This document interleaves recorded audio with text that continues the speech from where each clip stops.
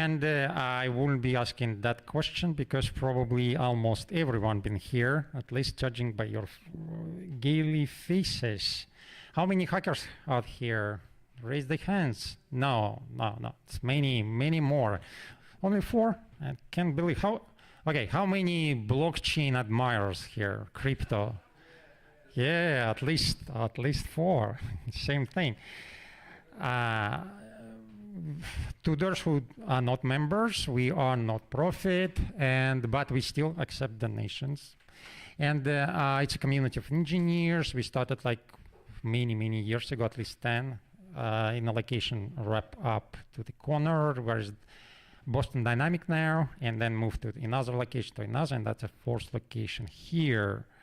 So we are old and reputable. Current members, then of course volunteers, got a lot of activities here. If you can help with anything, including money, please be welcome.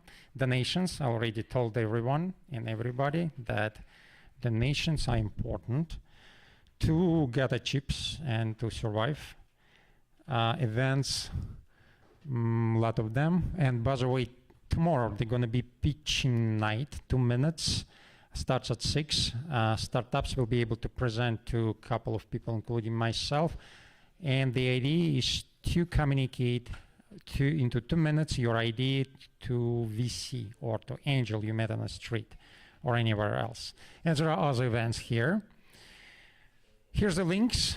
You can make a snapshot of that or just go to the hackerdojo.com and see it for yourself.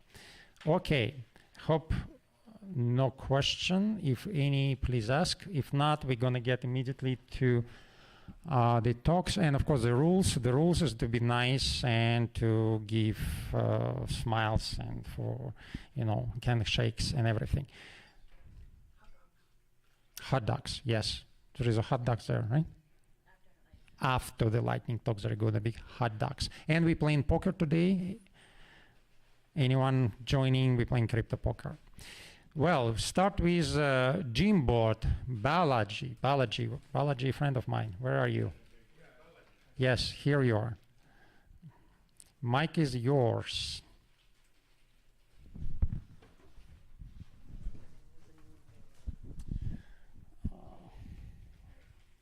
Maybe someone else wanna join the list because there is only 5. Usually it's at least 10.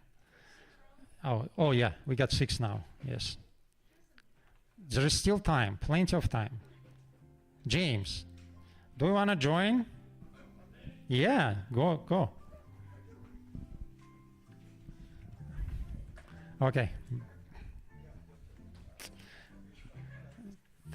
Welcome to the platform. Or you're ready? Maybe we can skip to strike. Yes. The winner, number 1. Oh, that's yours. This one's mine. This is mine, yes. This one's mine. Okay. And I always have to plug a thing in.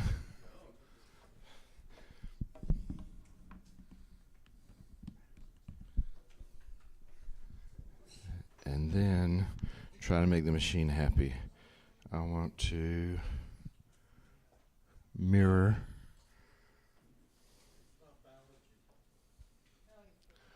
No, that's almost as good as Balaji.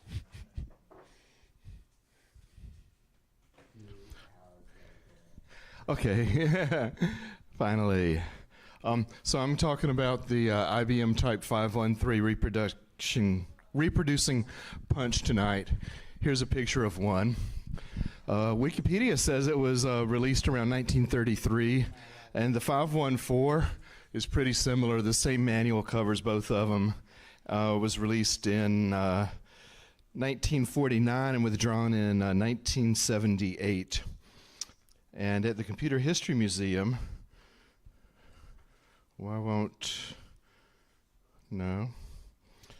control page down. There we go.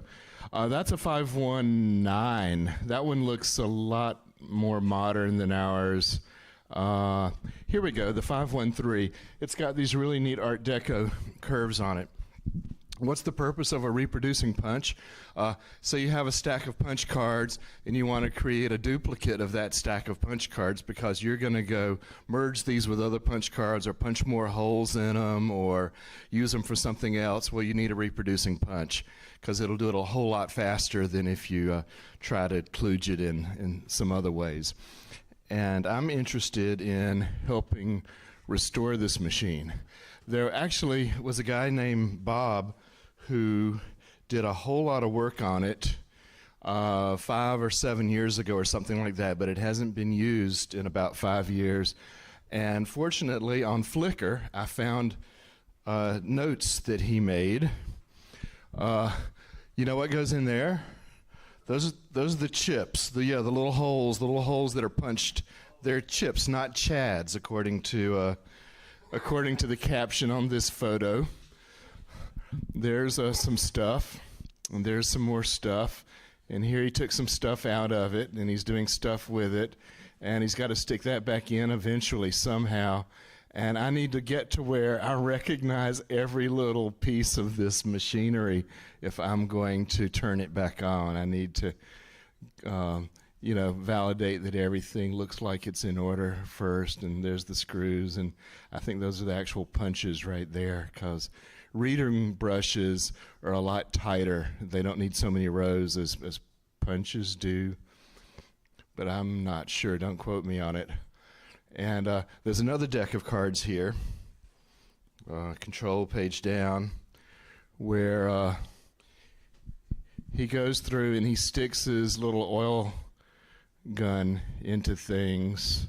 Well, now he's going to pull something out. See, he's pulling it out. And where he pulled it out of, he's going to do something. And he's doing things. There he is. He's found a hole to stick the oil into. And this is a 1933-ish machine, if Wikipedia is right. I didn't know it was from the 30s. I knew it was used in the 50s.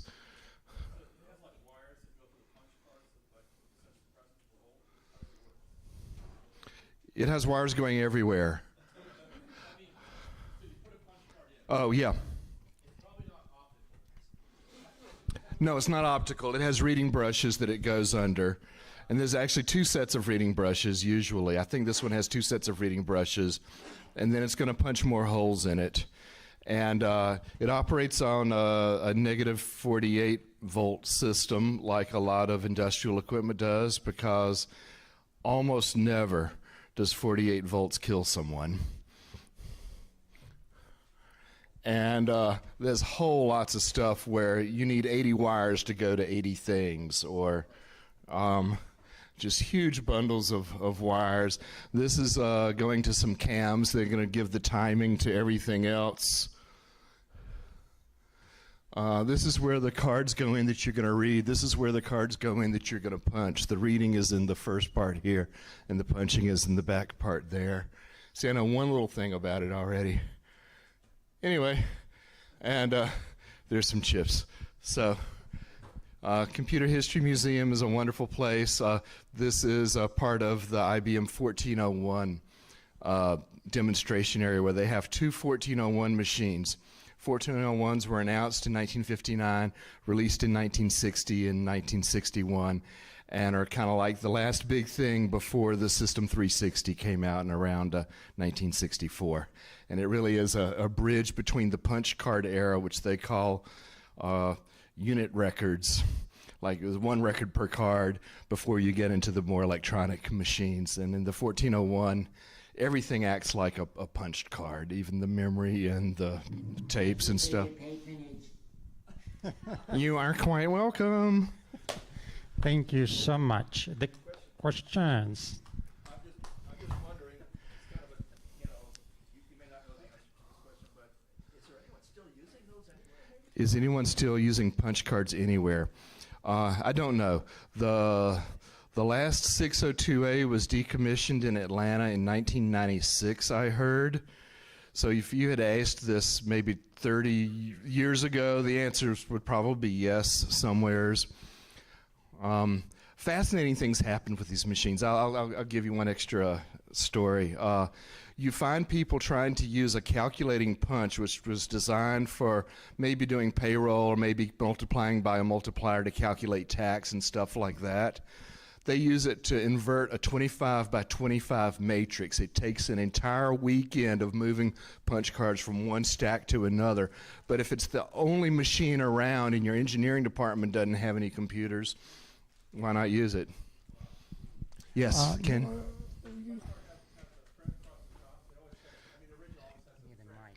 So most of the key punches do interpretation. That's called interpreting when you have the letters across the top. A lot of the punches do not. So this, I'm guessing, does not. If you actually need it again later, there's another machine called an interpreter that prints it on there for you. But the reason to put it on the key punch is so you can look at the card after you punch it and see if you made an error or not.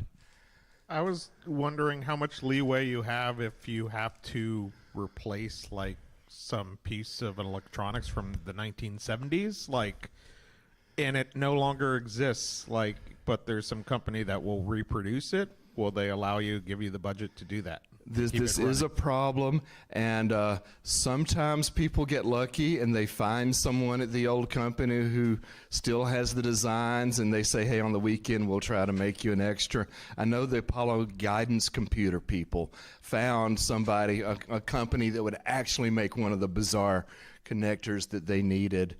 We hoard parts at the Computer History Museum. You know, like if they see them on eBay or something, we'll get it if we know that it's relevant. But we end up kludging things and trying to make stuff ourselves. And yeah, it's just good engineering problems to do that. When I was in college 40 years ago, right? Yeah. Okay. To Mike? When you were in college 40 years ago. Yeah. Okay, all right. When I was in college 40 years ago, right? I got a summer job working for the Army Materials Mechanics Research Center in Watertown, Massachusetts, right? It's not there anymore. But they had a Sperry Univac, and it had a card reader. Okay. Okay, so I actually used this as my first professional job when I was 19. Okay? But never since then. Okay, so I don't know about anyone else, but my question is, you guys got card readers at the Computer Museum?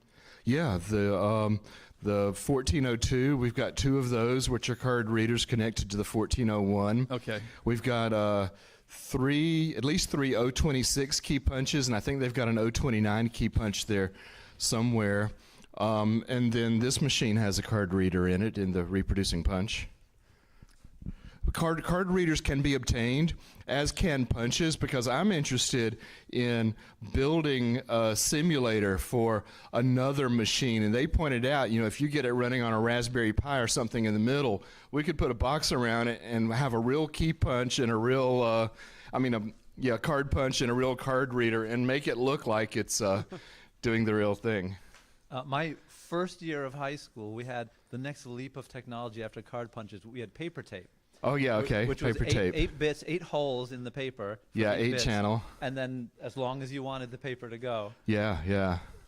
So there's stories in Silicon Valley about the old homebrew computer club, and this guy named Bill Gates shows up at one of the meetings, and he gets a copy of the paper tape for BASIC on the PDP-11 and takes it home with him. You know, the same BASIC that everyone else was sharing.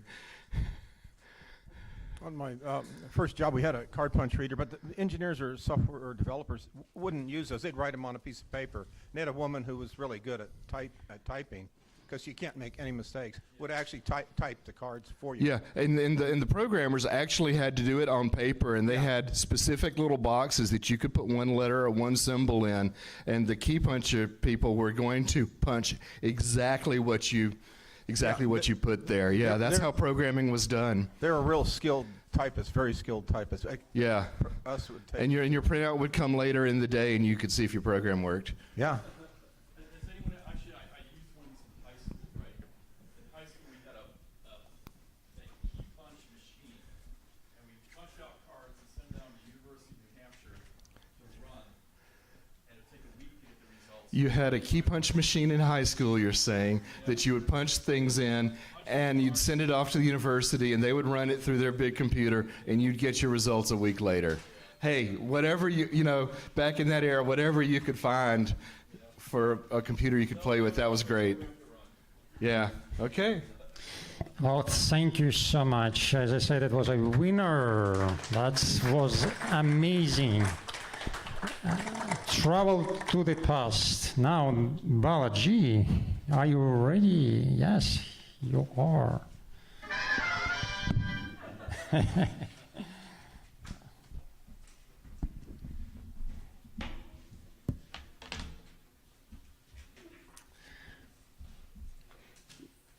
And I remember as after these punch cards come the era of, as you said, this big sheet of papers with holes in it. And then it was this magnetic tapes, I think, right? And it took probably another 20 years to progress to something else. And then it was those beautiful languages I was taught. Yes, Balaji, your time.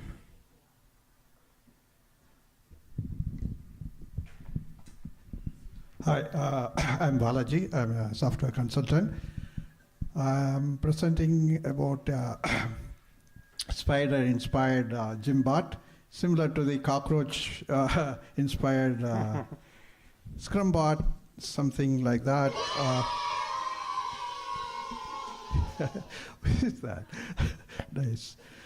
So this is kind of AR, VR enabled Gymbot. I'm going to gym these days. I just remember just how to use different machines in one robot, which can help in combining all these 8 essential core gym activities to one. So it has push-up and all the all tummy trimmers, everything, one bot, which helps in like a physiotherapy, which can help each part customize way of using the machine. So it is integrated with the AR VR, and which guides as a coach, gym coach, and help a personal customize gym experience. And similar to that, same machine can be converted into maybe a mechanic bot. So if you take the spider, actually they found recently a million-year-old huge spider in a rock. It is based on that model, basically. It has a kind of this type of big head and 8 limbs. Of course, spider is 8 limbs, and so it has a different mechanics tools which can be integrated for each arm. So the same model can be used in a gym in an 8 model exercise. So we just replace the arms, and it has a touch screen which can help in customizing, and there is a holder for different tools in the side as a packets. So it is a versatile in customizing different tools for the mechanics, like in the car shed or any mechanic shop. It has a cutting player and driller and other tools. So similarly, we can go for maintenance. So if you have a maintenance guy, very expensive, so if we are in apartment buildings, they can hire one robot which can go and do all this stuff. And similarly, it can be a firefighter, just replace this nozzle.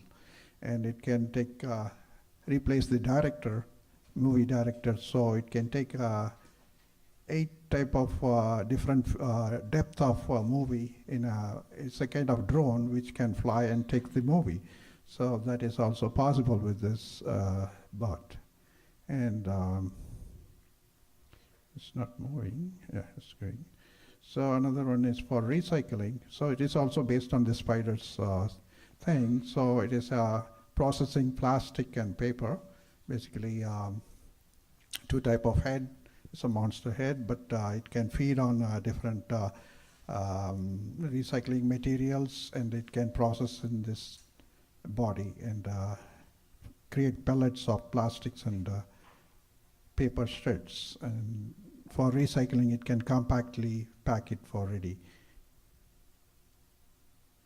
So that things is spider-based one, just gliders. Other things are just eye candy. It's a truck based on the spiders, the head part, and also it can be used as a maintenance truck with all the limbs.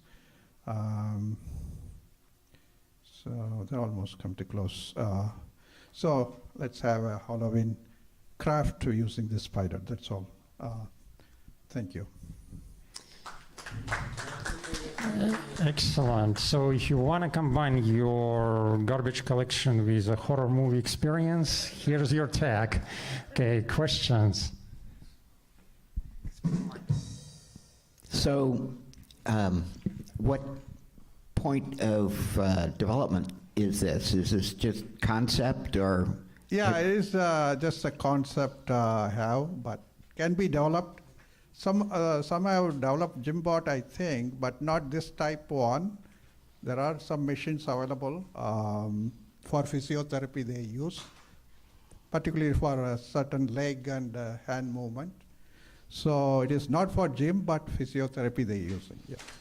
Yeah, just to respond to that a second, some gyms do have machines that you get an identifying bracelet and it moves the machine to your particular setup.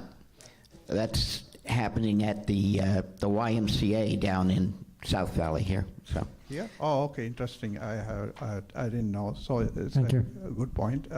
So it is kind of AR VR enabled. So there is a guidance from like a personal coach. Yeah. Thank you. Actually had the same idea a few weeks ago, but have you looked into if there's like any training data already available on, I wonder, like body movement to actually make this feasible? Or yeah. Data related to this, how the physical experience, I mean, what is the actual data you are looking for? Well, if you're going to make like a gym bot, you're going to have to, train the model on. Physio, okay. Yeah, of course. There is a virtual thing we can use. We don't need a actual person. The resistance and heat map, those can be simulated. But if you want a person who can volunteer, that is good, yeah. Most mammals have 4 legs. Are animals like spiders with 8 legs, are they more stable when they're walking? Are they better at going over uneven terrain than just having 4 legs? Is that the reason they have 8 legs? And would there be a possibility to have a vehicle, a car-sized vehicle, but with 8 legs based on a spider? 8 legs, okay. Interesting. I've seen in the movie, and now there is a Spider-Man movie, there is a villain which has hands, I mean, kind of 8 similar, yeah, it is possible to attach as a limb to the car, but it will be a hindrance for traveling. I'm not sure how it will be. The Mars rovers have 8 wheels. They have 8 wheels, yeah. Oh, 8 wheels you are talking about. I was talking about 8 legs. Legs, okay. A mammal, but with 8 legs. So the question is whether having 8 legs provides some kind of advantage compared to 4 to the maintenance robot or other devices, as I understood it, right? Mm-hmm. Oh, okay. Yeah, it is not showing the 8 limbs, but it is enabled with 8 type of machineries. It's kind of it built inside. So you can see in the side there is some protrusions, and so that is representing the limbs. Yeah. Thank you, Balaji. you. It was amazing. Next is Utopia. Right. Yeah, here we go. Your mic is up there. No, go there, and you can connect your computer. Yes, just stay on the stage. So last week, I was able to use that mic because. Please, of course. Yeah, thanks. Now you can take off back down the stand. All right. People, I hope we need to get that mic back because we need to record the questions. And with this mic, Yeah, you can take it off the stand. yeah, you can do this. Oh, okay. You can do that and walk freely around. Yeah. All right. Thank you. Thank you.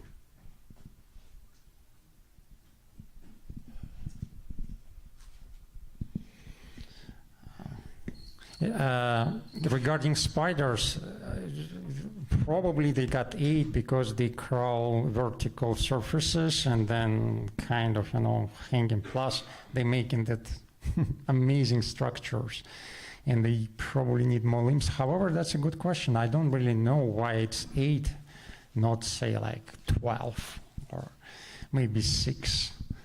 Anyone have an answer for that? Okay, now we got a presentation. All right. So I'm following up my talk last week about. Oh my goodness! It was mainly about eternal youth. But if you look at my YouTube channel, that's just Moonshot 1. I have these other 2 moonshots, and when we're dreaming, why not? Why not shoot for everything? Moonshot 2 is spaceships for everyone. I have to write that because there's a 1,000-character limit on YouTube. And Moonshot 3 is necromancy or resurrection, which is very, very actually, growing up in the West, how can you deny Judaism, Islam, Christianity? That's like saying, that's the big elephant in the room, especially in modern times, I think. So what I want to focus this week's talk on is just utopia, because dreaming about this stuff is dreaming about utopia, right? Everyone can live forever. We will all have our spaceships, just like that TV series, what was it, Firefly, and that movie Serenity, which they put up on the International Space Station because it was just so cool. You see all these people in their little spaceship, and they have to share rooms in the spaceship, just like, we kind of share rooms in houses and big apartment buildings. We share that big apartment building, and it was so cool. These guys were on this little spaceship, Serenity, just a couple rooms, and there was such a warmth of humanity, and it was a kind of utopia, a small little utopia. So I briefly touched on Moonshot 3 last week, and then someone from the audience came up and told me about how Caligula haunted Rome after he died, and haunted Rome until his sister gave Caligula a proper burial. So this person also told me how Al Capone was such a bad person and he killed people, and one of the people he killed came back to haunt him. As the week progressed from last Friday until now, I talked about this with someone else in a public setting, and that person was like, this is just psychological. But I was saying, okay, it's very easy to evade science.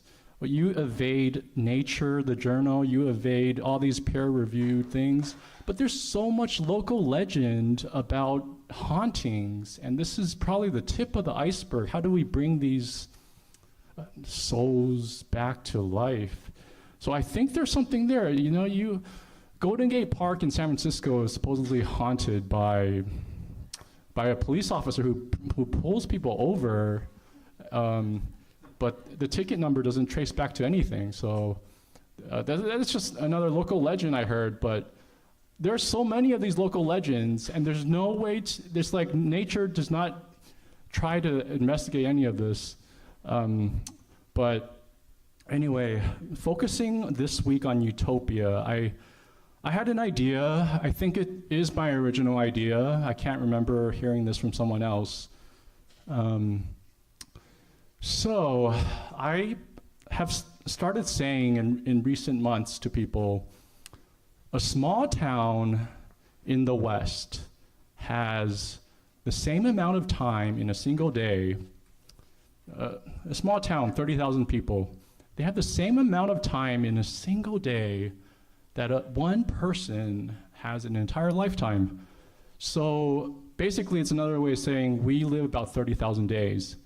And that's not a lot of time. I see I have 52 seconds left, so I better wrap this up. So within 52 seconds of time, I put these calculations up here. Basically, in a single day, there's about 1 million years of time spread throughout US population. In a single day, there's 22 million years of time spread across the entire planet. This is why we can build skyscrapers, we have all these mega cities. I think I have so little time. I have 20 seconds left. And just think about it more. It's just like, there's so much time. There's like 22 million years spread across all civilization. And at the margin, yeah, some people are babies, they can't do much. Some people are very old, but that's still, I mean, you would say that it's not 22 million, maybe there's 20 million. You cut down 10%. It's like, there's so much time for utopia. All right, okay, I'm out of time. Yeah. I think many questions, right? So you first, or Jim, yes. I'm just going to ask under the email Discord on your thing here, it says YouTube channel. Yes. Let me read this here. Maynard Hayate UK Wannabe. Yes, that is my YouTube channel. Oh, wow. Let me zoom out a little. Yeah, this is my, yeah. So, okay, you want to take the time with me to explain this? UK Wannabe is not the Spice Girls song. It's not United Kingdom Wannabe. It's Urahara Kisuke Wannabe. I have this thing where Urahara Kisuke is this anime character in this anime Bleach, and he wears this really green and white hat. I bought 2 of these on Amazon, and it's very, very interesting because I think there's something so special about the United Kingdom, actually, and this kind of breeds jealousy among the rest of Europe when I say this. But the United Kingdom comes out with the Magna Carta, no more royal families, there's always a little weak link in royal families, and the whole country goes to hell because of it. This is the same with China. This is very similar in a lot of Europe. So Magna Carta, now we have a much more better system of government that's resistant to just little weak links in families. The Industrial Revolution, this came out of UK again. And I think there is this 4th dimensional green and white dragon that is kind of blessing all this civilization changing, getting closer to utopia stuff, that these 2 things are probably the most... we have more questions here. Getting to utopia. All right, yeah. Would you say that your channel focuses more on utopia or human longevity, or like a combination of both, or utopia in the framework of longevity? Because I could foresee problems with the population that doesn't age, and do we allow them to have children that don't age, and resources, and yeah. Right. So this is, in last week I said, there's eternal youth, but every time I bring this up, I say there's a huge dreadlord ball of evil all surrounding eternal youth. I've been told rich people are gonna continue their corporations and their organizations of power. They will not have this humility, thinking they will actually die and they have to meet their maker and, come honest to God. So to answer your question, I am really tangible focused a lot of times. And so I've been watching this Stanford free lectures and really going through this. And I highly recommend it. This is an introduction to bioengineering. And so I'm very focused on this first moonshot because I realized the second and third moonshot, why not dream big? But this first one is most tangible.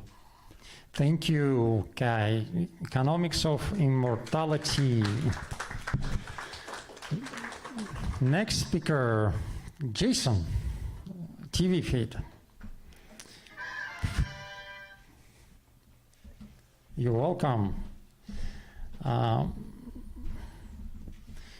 Well, we have such a deep subject sometimes that it is definitely not enough 5 minutes plus even another 10 to cover it, but we're trying. Just gonna set up my yes, do it. Some application tracking ghosts probably gonna be harmful some period. Okay, Jason, that's your get the sound off. show is yours. So I don't have the sound set up yet. For the demo. So this is my demo, my startup TV feeder. I'm the founder, Jason Gilbert. So this is the new mobile smart TV system. So you can connect anything you want, streaming services, TV, video games, websites. So I've been developing this for a long time. And I'm thankful for Hacker Dojo. Some of you know me.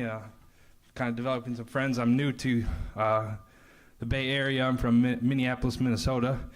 And it's exciting that finally my software is working. And I'm working on getting a graphic designer to polish up some of these icons here and make a better video. And I'm actually progressing towards hopefully getting like co-founders and initial angel investors.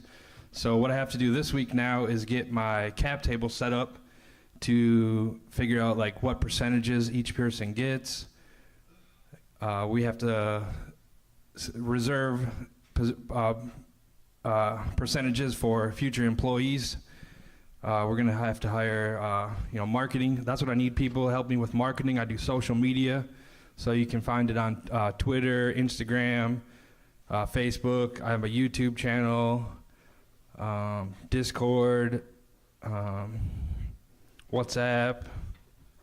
Oh, I'm sorry, there's a problem here. Don't hack my computer, obviously. So basically, this is kind of the future of the internet. So let me read a little speech from this that I'm preparing. So TV Feeder is a new mobile operating system for phones, computers, tablets, TVs, and virtual reality. So this could be really exciting in virtual reality. You can watch all the windows. It's not just videos. It's really any window. So any one of these windows can be anything. It can be a remote desktops. It can be email. It can be website tabs. So it could be like the new browser tabs. You can flip through just like TV channels. You can flip through everything. So it connects all streaming services, websites, applications, and video games together on all platforms.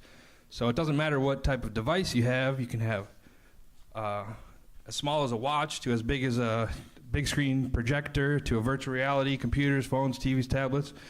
And it works with no hardware, no software, it's all software, so no hardware, no wires required. That's all in the internet. I'm using, I want to do like in the future, it'll be all decentralized internet where Right now we have the data centers, Facebook, Amazon, Netflix, Microsoft, Google, they own all the data centers. So that's where the blockchain comes in, where we can have decentralized GPUs. Each person owns their own server, AI, streaming to all of our other friends' servers and AIs and GPUs. So there's really going to be a massive increase in the GPUs. And basically what that leads to is, so let me go on with my speech here. Users gain productivity by saving favorites list and scheduling appointments for switching the windows. So you can schedule what these windows are. So you want your email to come on channel 2 at 2 o'clock. You want YouTube to come on channel 5 at 3 o'clock. You need your video conference to come on at 2 o'clock on channel 10. It all happens automatically, so you don't have to worry about programming and switching everything and like pulling up all your websites on time. Also, advertisers can increase their prices because many more and local businesses can use TV Feeder to address a larger and targeted audience. So right now, advertising is the most powerful industry in the world, besides for the oil industry, and I think I can increase the amount of advertising by, instead of having these large corporations control the advertising, we can have, so here it's repeating now, but we can have the local businesses put their advertisements, and you can, content creators can sell their own advertisements to their fans. So you can actually have all your friends watch your advertisement and make money from your friends and build the local community that way through the advertising. So I'm raising my angel funding of $200,000 for the 2023 go-to-market. Now, unfortunately, I don't think this is going to be available in 2023 because I've been doing this for 4 months now, and I haven't really made much progress since I released this video in June. But I do have a very large growing network of the inventor of live streaming and virtual reality, business and telecommunications, broadcasting, audio, video, consumer electronics, computer graphics, displays, AR, VR, XR, media production, networking and data center infrastructure, wireless and mobile connectivity, chip and storage hardware, software as a service, crypto, blockchain, Web3, smart cities, autonomous vehicles, AI, and renewable energy. And I'd like to go into that further, but I guess that's the end of my time. So. Yes, thank you, James. Questions coming?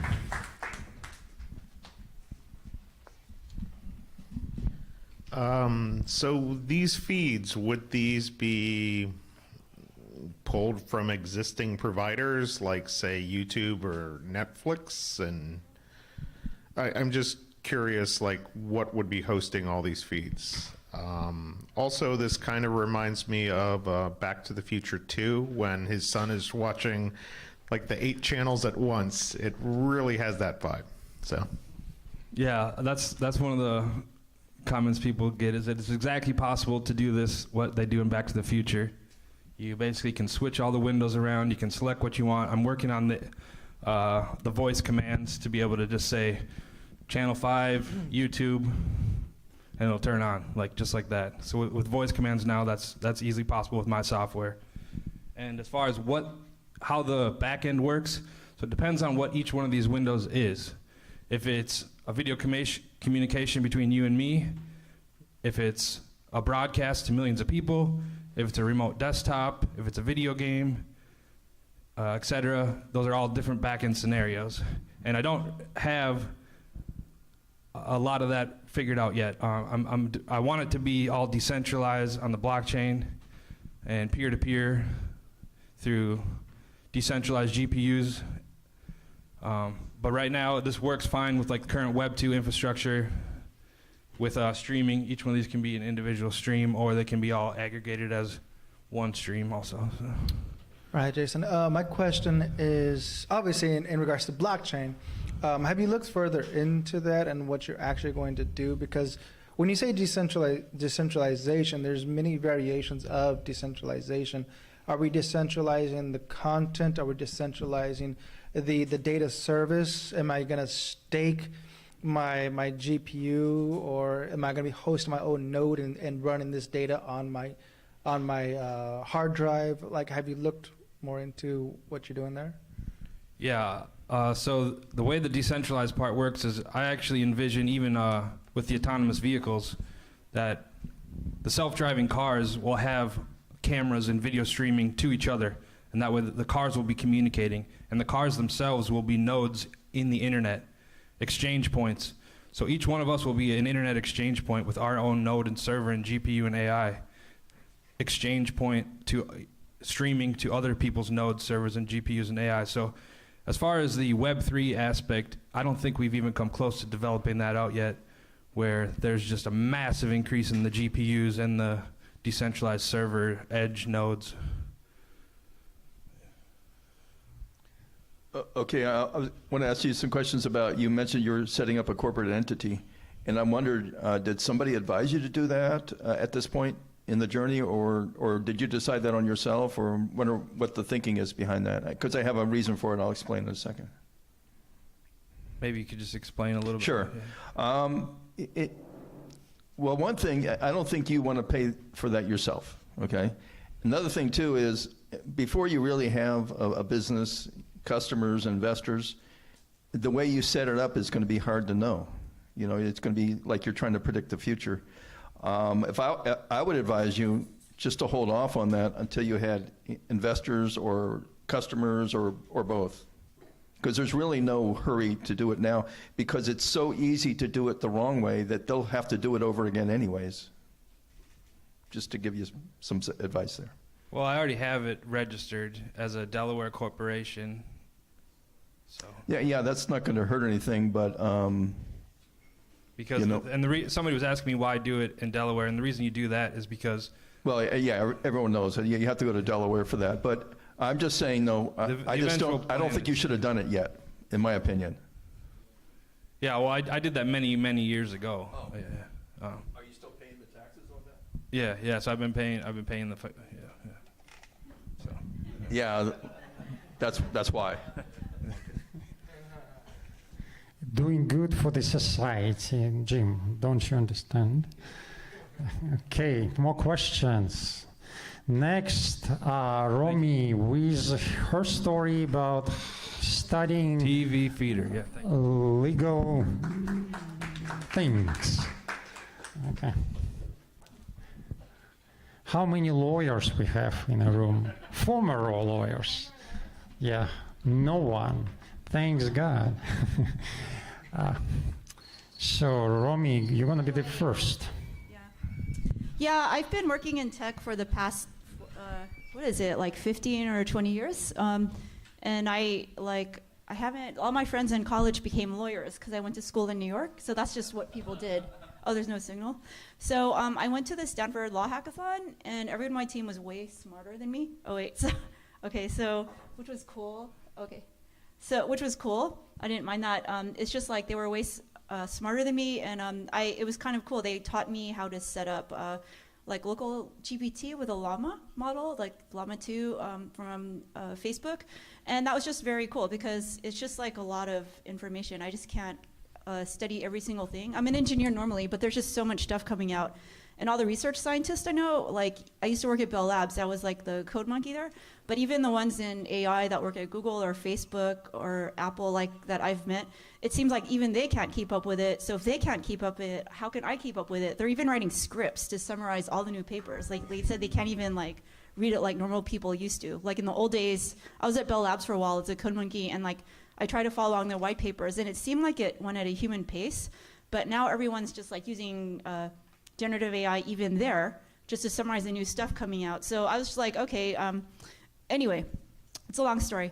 But one interest I have is constitutional law, because all my friends were lawyers at these law schools, and they talked about it, and it was like a big deal. And my friends that became politicians, they were really into it, and I just never got around to studying it, because it's kind of long and boring. Like if you see constitutional documents, they're just like very long and tedious. So I decided to use this local GPT. It's like, and just feed a bunch of PDFs, because that's what local GPT is really good for. Like if you go to OpenAI, I don't think you can upload PDFs yet, can you? Like, oh, you can? Okay, I just didn't know. but this is local. You don't have to go online. So this is used as Llama 2, which everyone says is almost as good as OpenAI. I'm not really sure. So I just went through and I was like, okay, I've been hanging out in South America. I just never I only went to Brazil 20 years ago, but I went to Argentina. I was like, and then I went on a little tour and they showed me the Constitution. I was like, oh, okay, this is pretty cool. I don't know where to start. I'm kind of too busy to read constitutional law. It's just very boring. And I could do the courses. I hate online courses. I hate video courses. I'm one of those people that likes print books. I was just like, okay, maybe I can learn generative AI loophole like stuff, like problems and advantages, and use that to study constitutional law. So I just started, I did an innocent feeding of like the constitutions of Brazil. I think this one was Chile. I think that's one of the more modern ones. But then I did read another report that the Latin American countries, they kind of trash their constitutions and create new ones. I forgot what the name was. And that's actually a theory that a lot of people, constitutional scholars, support in the US, because they say ours is one of the oldest and it's kind of too outdated. But that's another topic we could probably have. So I just put all of them in, and I was naive. I didn't know anything about case law, because you can't just like feed the raw constitutions in. So that was one thing I learned taking it to Sudorum, another hackerspace in Oakland. Just I was like talking to people they spent all day doing this stuff as research scientists, and then somehow they knew this. Like someone knew this, and they were like, oh, you can't just feed the constitutions and learn about this. Like there's also case law, and I was like, oh God, I'm so dumb. Like. That's why they're always like doing the Brown versus Board of I mean, I know this. It's just like I work in tech. I don't really have to think about this except when tech companies get sued for, I don't know, monopolies and stuff. That's when I really pay attention to this stuff, or when they do like weird stuff with reproduction rights in states where people want to put a tech office, and then I'm like, oh, okay. So I was just like, okay, and then I can learn about the differences, and then it was a very cool learning journey. It was just like really fun to feed all this information. I like there's actually organizations that do comparative constitutional law. So I'd be like asking these naive questions like, is the Uruguayan constitution similar to the US more similar to US Constitution or Brazil and Argentina? And part of this exercise was learning which questions to ask, because some of my questions were pretty stupid. But I did learn quite a bit about both generative AI and constitutions. And then it led me to learn about the histories. As you all know, you can't just take for granted what the generative AI says. Like there's hallucinations, there's like weird misinformation and misquotes. Also, unless, I know there's a way you can do version control in Hugging Face, but I don't think there's a version control as far as I know. So like all the answers can be totally different and totally wrong. Like you can ask the same model that you fed all the data in, it'll just be totally different. And or sometimes I'll go to like very specific sources. So it was just very fun for me. Oh, this is like the photo. Okay, and then it was cool. I just like, I was drawing like this gaucho. It's like a cowboy over there. It's just like totally random here. Well, I had to wait. It's like everything ran in my machine. So I kind of learned how the other engineers, they put everything on these served A100s, and that only took like 2 seconds when they did it, but with me it took forever. Oh, sorry. Okay, I think I'm running out of time, but basically, I was doing various questions like how do the constitutions differ with regards to gun rights, human rights, and I got a lot of answers, and that was just really fun. It was like a fun learning journey. I think this would be cool for the classroom. You could teach people how to trust the generative AI. You can introduce people in tech who never want to study law or get bored studying law in a traditional course to actually like pay attention to it, because they can ask targeted questions. And then you could also see the disadvantages and advantages of these tools, because we obviously know they have their pluses and minuses. And we could also spot how they might hinder or hurt our learning. Like maybe it is better to read a print book about the Constitution, the way it's better to write notes by hand on paper than it is to learn online with videos. So that's it. Okay. Thanks, Lee. Thank you. Yeah. We got questions in numbers. Yeah, it's very, very interesting. I like your study very much. The G in GBT is for generative. So if it's looked at all these constitutions and it has seen each one has their pluses and minuses, like you say, have you asked it to generate a better constitution, the perfect or oh, wow, something that would better be really than all interesting. these? Yeah. What's interesting is I started feeding it additional papers. So I put in Jacobin's, this left-wing magazine, And they're like, oh, towards a more Marxist interpretation. And Marxism is actually very popular with a lot of capitalists here, which I was surprised by, because we're reaching like peak capitalism and automation. So I did that, and then, yeah, I didn't go in that direction, but that would be kind of cool. Like, it'd be cool to say what is a more Marxist or what is a more libertarian. Oh, sorry. Oh, go on. Yeah, and I was feeding it like papers from constitutional scholars. So but it's like I just don't know what's good or bad or what. But it'd be kind of cool to just keep feeding it more information. Yeah. Yeah, it'd be a cool project, right? And I don't think it'd be like the perfect answer to like, oh, what will be, but it might be like really interesting to see what it comes up with. Yeah. So. Hey, yeah, cool presentation. Just Yeah. curious about your implementation on, like, how did you parse the PDF documents, like your implementation? Like, I just like dumped them as PDFs into the source folder of local GPT, and then I just had to ingest it following the local GPT. And I know you can fine tune it, and this scientist at Sudorum, he's like, okay, you can do this. There's all these like little things you can fine set, but I just use a default implementation. But I don't know all the settings off the top of my head. He was like, oh yeah, that's a standard.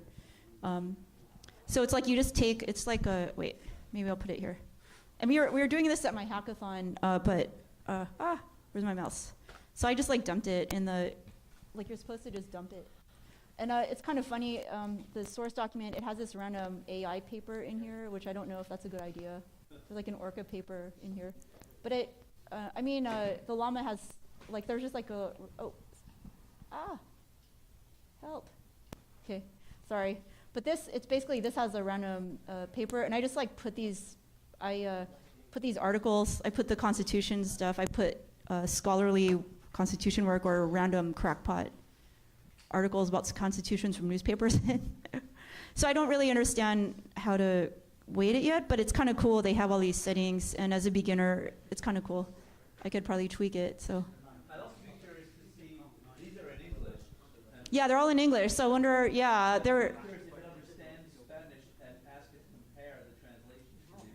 Yeah, that'd be really interesting, right? Because I have a tutor. I was talking to like different language teachers, and one of them said that it works with some dialects in South America, and I was wondering how that worked. And this would all have to do with the model, right? So I was using Llama 2, which is supposed to be really good.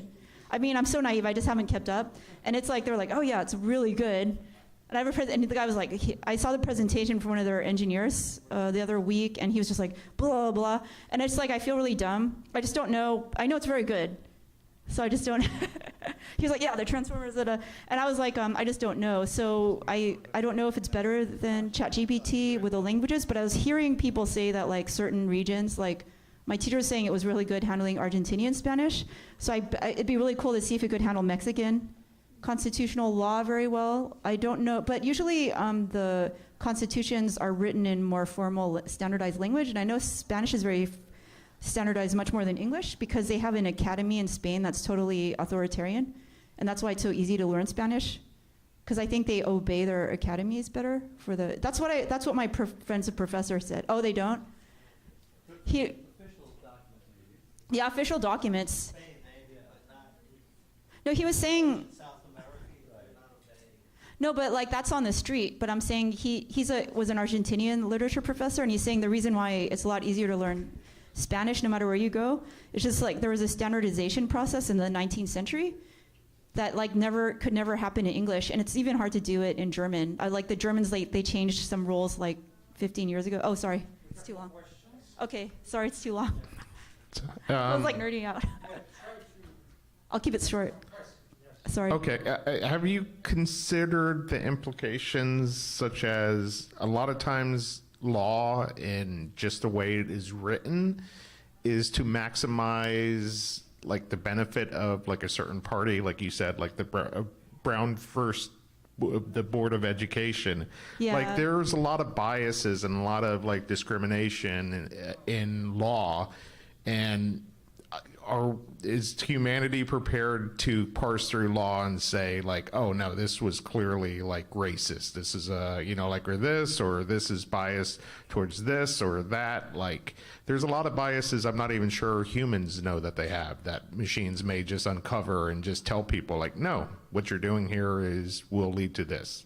Well, I don't know. My model started going crazy, and it started, instead of citing the constitutions directly, it kept going back to this paper on the separations of power crisis in Argentina. And I don't have the answer here, but it was like, yeah, the separation of powers in Argentina and Latin America, they have been abused. Like, it started giving these opinions. Latin American constitutions, like, all abuse them for the favor of the rich. So it started sounding really leftist out of the blue. No, I thought that was weird, and that just happened today. It didn't happen like when I was at Sudaroom on Tuesday.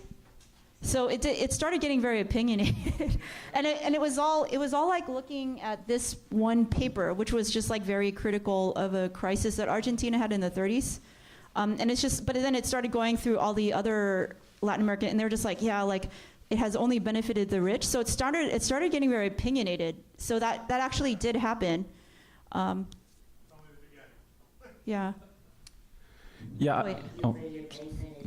Should I stop now? Time for the question, or? Oh, there. Okay. Yeah. I actually did a similar project, like wow. almost a year ago. I started with like Azure and cognitive search and durable function, stuff like that.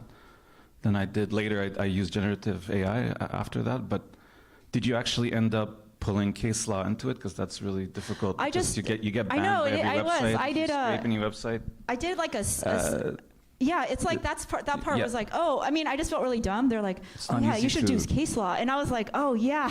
yeah. They'll just have rate limiting on their APIs, or they'll ban you even if you're changing your IP all the time, and it's pretty hard.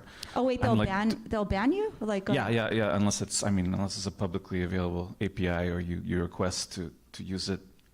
Oh wait, case what do you? law, right? Case law. I'm talking about. Oh, those are I hung out with a law librarian. Those are all like a lot of those are like controlled by these private companies, right? And they cost a lot of money. Yeah. So that's what we did our hackathon. Yeah, so. So this is you just have the constitutions of the different Latin American countries, and then you're asking it questions. You're not really trying to answer legal questions. I started feeding short summaries of top 25 case law.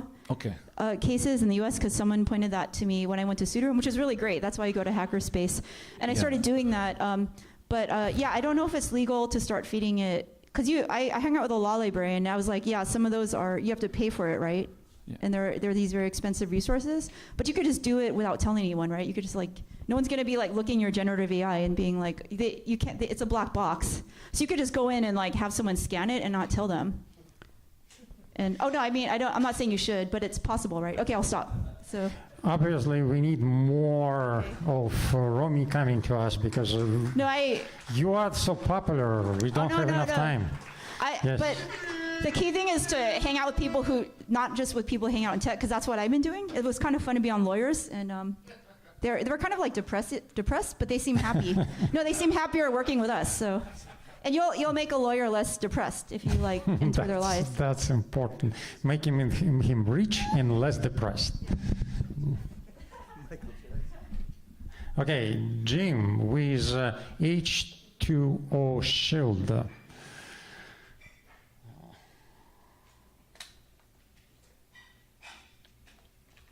Okay. You ready? Almost. Do we want to make a talk? You look at me as you want to make a talk. Now, yes, you. And I mean you. Okay, I give you a little context here. Now, previously, about 2 weeks ago, I did a lightning talk, and we introduced something called non-Newtonian fluids. And non-Newtonian fluids demonstrate this phenomenon where you have this viscosity that shows up when you put energy into the fluid. So we had a picture of a guy hitting this stuff. It's like a goopy stuff. It's a combination of water and cornstarch. And by hitting it, it turns hard. Now, that created some controversy in here, and I had some discussions with people afterwards, among them Eric, and the question was, does the hardness of that come from the water, or does it come from the cornstarch? And I have this video right here. This is a Mythbuster episode, and that's him holding a 50 caliber sniper rifle, and they're going to be shooting it into water. And I don't know if we're going to get sound here. Let's see what we got. 3,000 feet per second. I don't know whether you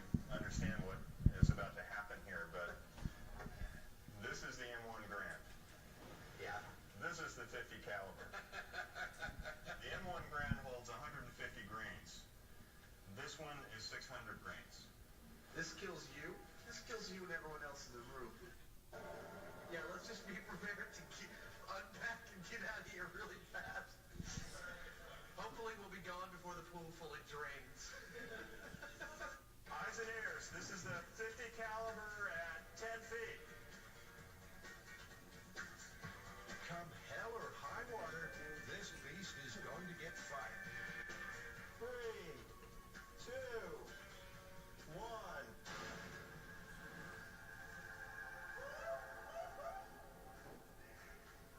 That was more like an explosion than a gunshot. But where's... So let me ask a question, and let me first explain that on this show they shot another bullet. This is a 9mm, which is much less energy to it than a 50 caliber, and it went about 15 feet in the pool. Now, does anybody have any predictions of what's going to happen to this one? Well, let's see some hands. Does it go farther than 15 feet, or does it go shorter? More energy goes shorter. You guys are all shorter? Yeah. Okay, is anything else going to happen to the bullet, do you think? It explodes. You're right. You guys have seen this before or something? No? Okay. There is no bullet in the ballistics gel. But with this weapon, the bullet could have gone through the gel and buried itself in the far side of the pool. What do you got?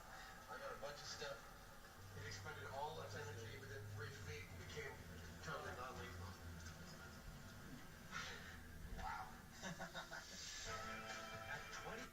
So the theme of this show was whether you can use H2O as a shield. My point, though, is that the real source of the structural properties that are in water and that are also in non-Newtonian fluid are from the water. They're from the water. And so what you got to imagine happening here is that as that bullet hit, it sent some of its energy out into the water, and it caused some of the molecules therein to have to put enough space between them that their polarity was reactivated. Because in water, the polarity is already turned off by the fact that they're surrounding each other. But this put enough space in there that their polarity was activated. And so a good way to think about this is that for maybe a millionth of a second, something appeared in front of that bullet that was similar to a great big bunch of ice. And it was probably even stronger than ice. In fact, it would have to be stronger than ice, because if you shoot a 50 caliber into ice, it doesn't do that. So so my point was, the point I was trying to get across was that, hey, it's the water. The water has the structural capabilities in it. And this is important because my premise is that in the atmosphere, tornadic vortices, they are structural entities. They are conduits of the atmosphere. And the only way they could do this is if water does have these properties that under certain highly energetic conditions, they can have structural properties that emerge and that allow this kind of capability to, well, not this kind, but the kind of capability we see in storms. And that's very important for my startup because we're going to be mitigating storms. That's the idea behind it. So just wanted to, it's funny too, because after that talk, I got on the internet and I typed in bullets into water, and this is the first one that popped up, and it was just the perfect video. Because it just, I mean, how in the world can you explain how a bullet like that wouldn't travel much farther, that has so much more velocity? Well, the only way to explain it is that the water therein actually became very hard for a millionth of a second. Then a millionth of a second later, it went back to being regular water. So that's the end of my talk here. Okay, shooting the water. That's what we probably going to be doing, yes. Is there any example of having the gun start underwater? Does the same effect happen? I know we've talked about this might be the surface tension. So I'm wondering if you put the gun underwater, then will the bullets shoot? Yeah, you actually can get a gun to shoot underwater. I just know that from the fact that I saw some other YouTube videos that were, I didn't really look into that too closely, but you know, there's surface in that too though, because anytime you put the gases coming out of the gun, you have a surface between the gases coming out and the water. So in a sense, what this is doing is it's creating three-dimensional surface tension. And we all think of surface tension as being something that's very weak. Actually, for its size, it's very, very strong. And when you can put it into 3 dimensions, this demonstrates how incredibly strong are the structural capabilities of water when the right situational factors activate them.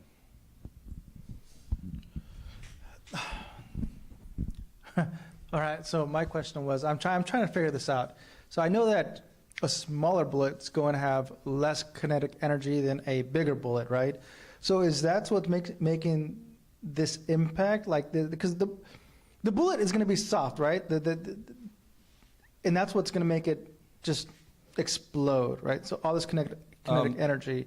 Well, or is it's important to understand, though, that unless you have higher energy, you're not going to create that much. I think of it as like a block of ice that appears on the scene for a fraction of a second. And you're not going to, with less energy, you're not going to have a big block of ice, is one way to put it. Yeah. As I remember from our basic course of physics, that m multiplied by v squared divided by 2, right? That's the kinetic energy.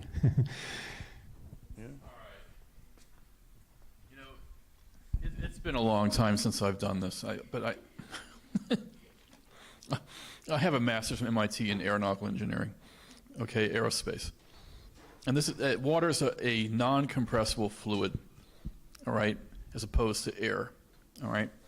So we get shock waves in air, all right? And as you approach the speed of sound, you get this shock wave. We all know about this. That's where the sonic boom comes from, right? But I can't remember. This is a non-compressible fluid. And what is the speed of sound in water? It's pretty high, right? It's very high. What is it? I don't know off the top of my head. All right. Is this bullet traveling faster than the speed of sound in water? I don't know. That's a good question. That probably is. All right. So, I mean, an alternative explanation is merely that we have a shock wave in the water, okay, that forms because this bullet is trying to travel faster than the speed of sound in water. All right? Uh-huh. And therefore, this shock wave extends far out into the water. And that shock wave then communicates the fact that there are water molecules back to the bullet over a great surface area. And therefore, that's what stops the bullet. I mean, it's just an alternative explanation. I mean, truth be told, I can't remember exactly all the physics between non-compressed. Let's say you were to shoot the same bullet into some other substance. Let's say that's similar to water. Let's say vegetable oil or something like that.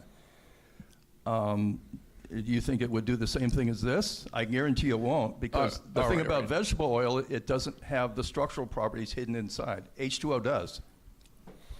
All right.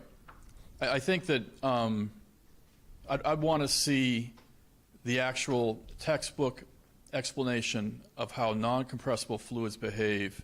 I am the textbook on this. Okay, all right. I'm not joking either. All right. I really wish I was joking too. All right. Does the viscosity of the water change under different properties? Like some things like mayonnaise, ketchup is a good example. Ketchup, the viscosity changes when the ketchup is flowing. It gets less viscous when the ketchup is flowing, which is why it's easier. Okay. So what type of fluid is ketchup? Well, how do they categorize ketchup? Like, what is that called?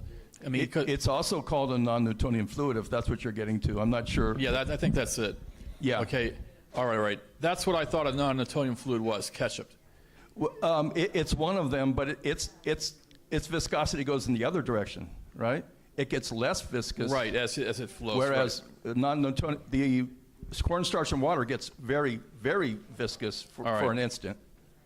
All right. Have they done like, remember Egerton, all his, high-speed photography and all that stuff? Have they actually taken a picture of a shock wave underwater? That would be a really good thing to do. I'm not sure. All right. I think what they'll see if they get the right kind of camera is they'll actually see a block, like I was describing, a block of ice literally appearing on the scene, and not a small one either. With the 50 caliber, it's going to be like a big block of ice, and then it's going to disappear the instant later. That's what I think is going to happen. All right, so your model is that basically the compression, all the hydrogen bonds or some bonding thing, all the water molecules suddenly become interconnected through bonding due to the great pressure, and it acts like this huge... Right. Because you see, the thing about hydrogen bonds is that H2O is naturally a polar molecule, but in the liquid phase, its polarity is turned off by itself. And what I mean by that is that when H2O molecules make hydrogen bonds with each other, they neutralize that. So what's happening here is the energy is knocking those hydrogen bonds out of place. All right. The water is no longer solving its polarity. Now it has real polarity. And it comes up, and it just depends on how much energy is there. You can create a whole bunch of it, but it's only going to last for an instant, and it's going to go away. Those who are interested about shooting different type of stuff, I recommend the video made by the person named Sarkisyan. He's Armenian, and he's going to the Nevada desert, shooting all kind of stuff, including all type of waters. Another question? Yeah, okay.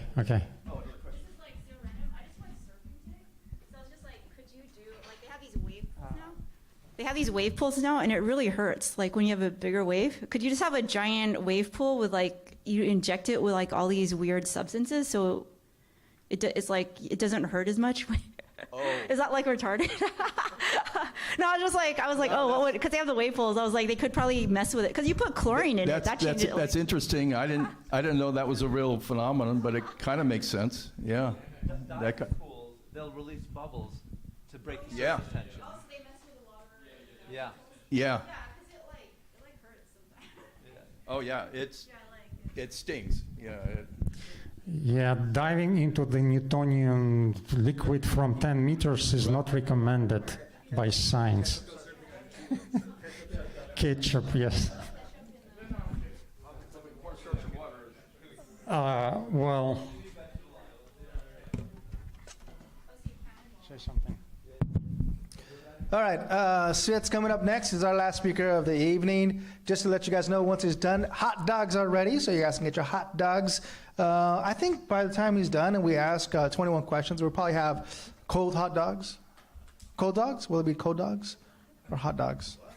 Cold dogs or hot dogs? Hot dogs or cold dogs? Warm dogs. We'll have warm dogs. Okay. Well, so I wish this subject attracts so much attention as Newtonian, non-Newtonian, shooting fish in a barrel, but that's just economics, very boring. So again, I'm Svet. I'm making that presentation time again. My company Evernomics, we watch macroeconomics and try to profit from it, trading or selling, buying Bitcoin, and managing digital capital of other people.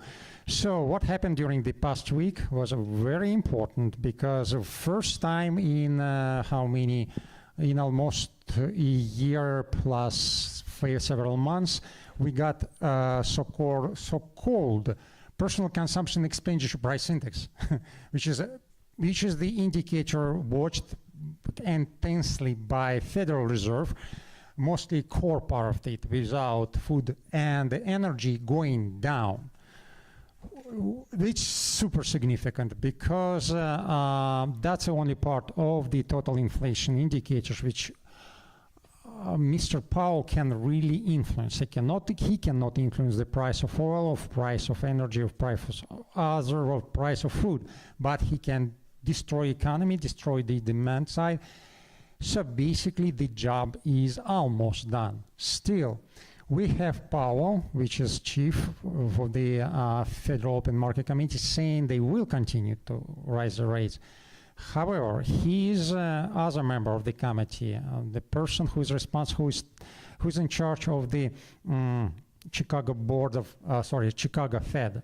He's saying opposite thing. He's saying, why don't we kind of think now about the situation and probably we over tightening. That's why markets become super confused and everyone basically sold. So we got a Thursday when market crashed in Nasdaq, probably you've seen it, and we touched almost 1300 by Nasdaq. Fortunately for us, John, almost majority of people in crypto, they don't care. They just hold it. And we didn't have anything like this. It was small downtick, but it was uptick. Still, that's a positive development because we now know that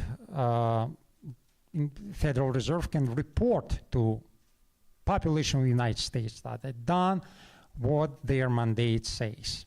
And it gives us hope that they will stop torturing us here.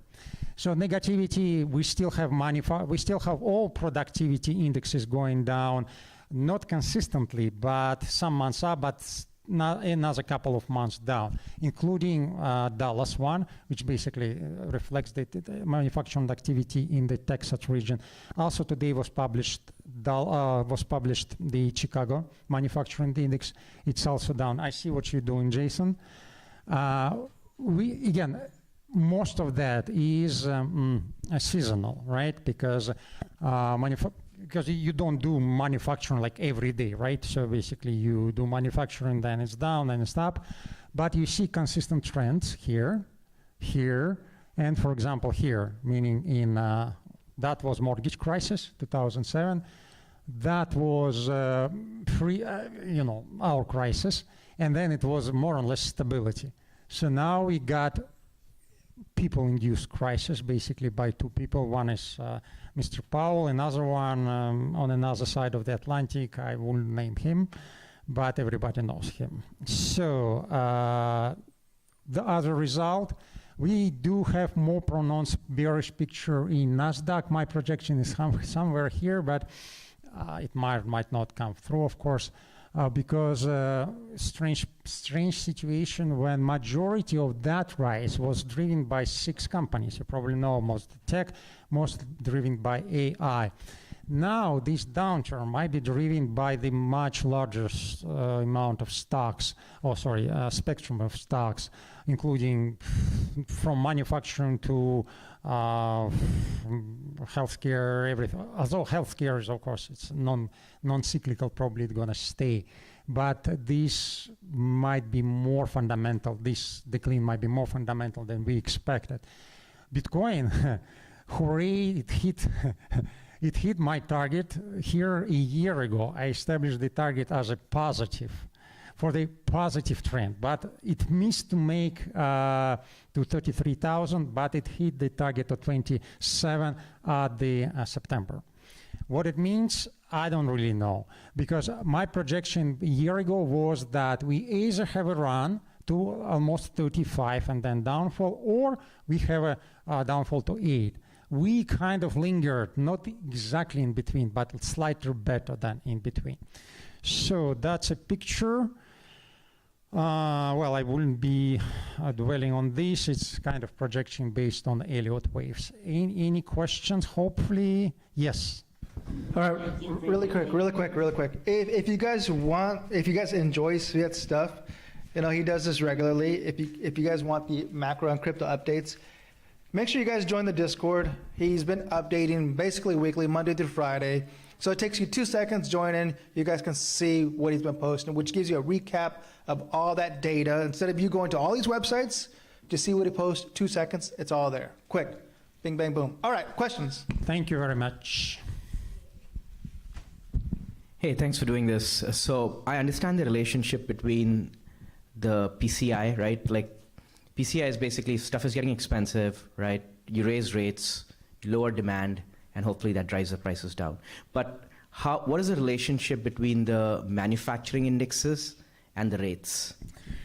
Well, yes, that's a very good question, especially because So manufacturing, or as we call it, business activity, meaning, for example, you invest and you produce. You invest in the machinery, you invest in equipment, you make something, you build the factory floors.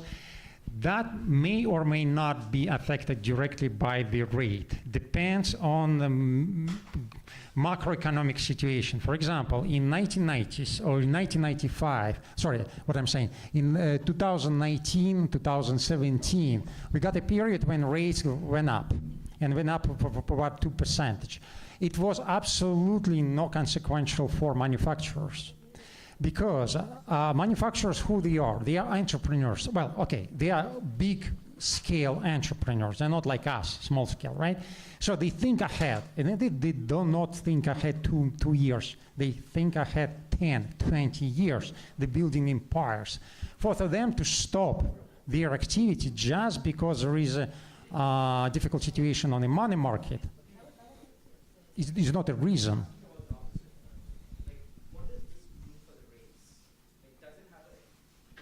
Oh, sorry, I misunderstood you. So you mean is there a backwardation, like backward connection between rate and the manufacturing and the rate? Yes, there is, but that mostly on a political level. Because Federal Reserve has a mandate for 2 things to watch: unemployment and inflation. That's it. Federal Reserve is not in charge of making us entrepreneurs more productive or more inventive or making big corporate executive richer. No. However, on the political level, of course, like corporate executives, including, say, Elon Musk, got very substantial influence, and they use that influence to impose that. Of course, it's not like direct pressure, but any chairman in the history of the United States was always pressured by Senate and by by the Chamber of Representatives. That's how it works, through political loops. Yes, go on.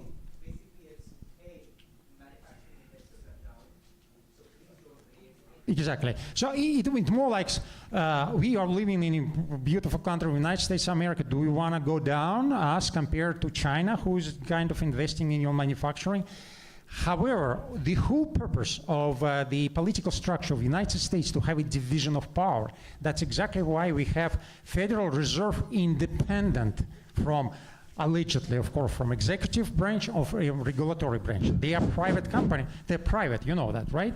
So it's supposed to be 12 banks making independent decision about finance based on their kind of understanding of the current situation with inflation, but reality is much, much complicated. Yeah. All right. Yeah, go on. So I read today, I track gold and Bitcoin, and gold went down to 1850. Yes. Okay, this week. Like it's That's in correct. the toilet, right, for the year.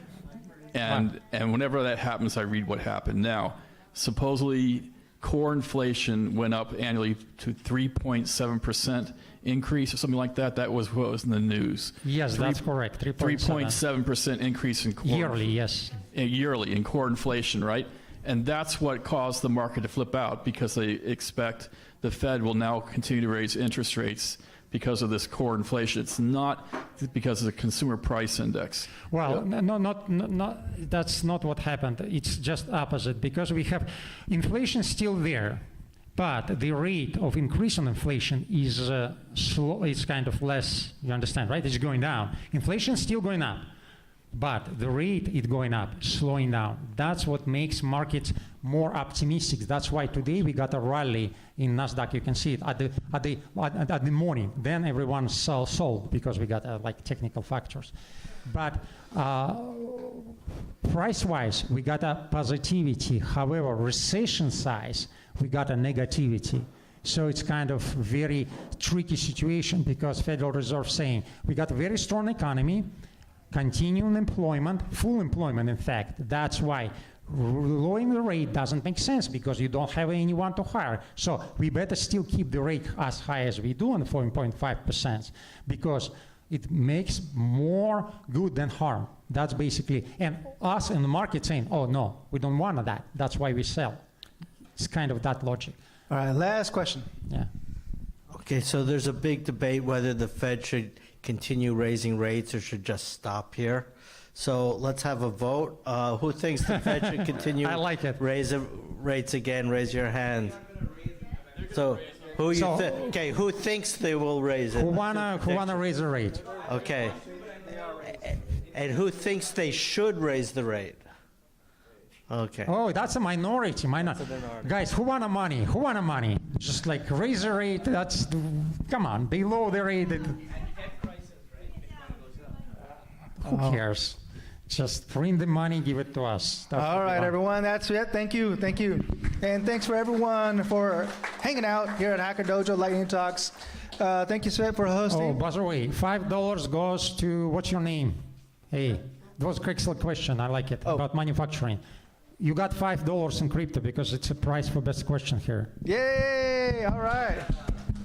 Cool. With that said, enjoy the cold dogs. I mean, hot dogs, warm dogs, whatever dogs they are. If you guys are going to be here next week, here's a suggestion. Let's do a quick potluck. And if you guys plan on bringing some stuff next week, that would be great. Like today, I brought a box of chips. Those things were gone quick.